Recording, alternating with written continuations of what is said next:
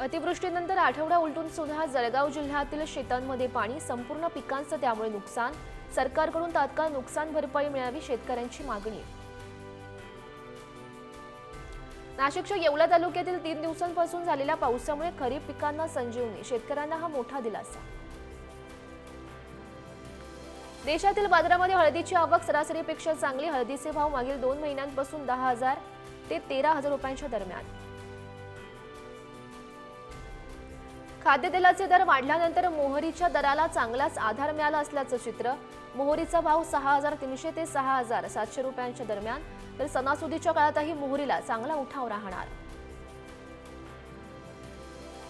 देशातील बाजारामध्ये उडदाची आवक कमीच, मात्र तरीसुद्धा उडदाचे भाव दबावातच। सध्या सरासरी 6,500 ते 7,000 रुपयांचा भाव प्राप्त।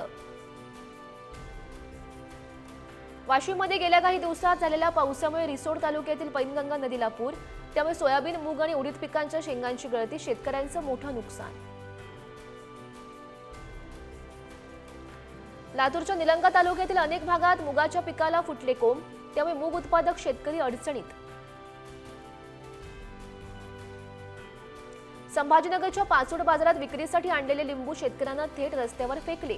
लिंबाचे भाव घसरल्यामुळे शेतकऱ्यावर लिंबू फेकून देण्याची वेळ।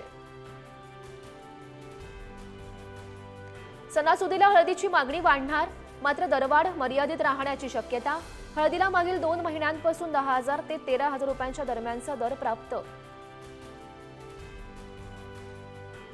राज्याच्या बाजारपेठेत आल्याच्या दरामध्ये सुधारणा, 5,500 ते 7,000 रुपयांची वाढ, शेतकऱ्यांना दिलासा। उडदाच्या दरावर आयातीचा परिणाम, बाजारामध्ये उडदाची आवक कमी असून सुद्धा दर कमीच।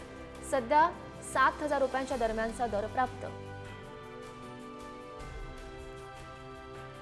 बाजारामध्ये गेल्या खरं तर 2 महिन्यांपासून गव्हाचे भाव स्थिर, गव्हाला मागील आठवड्याभरात 2,500 रुपयांच्या दरम्यानचा भाव।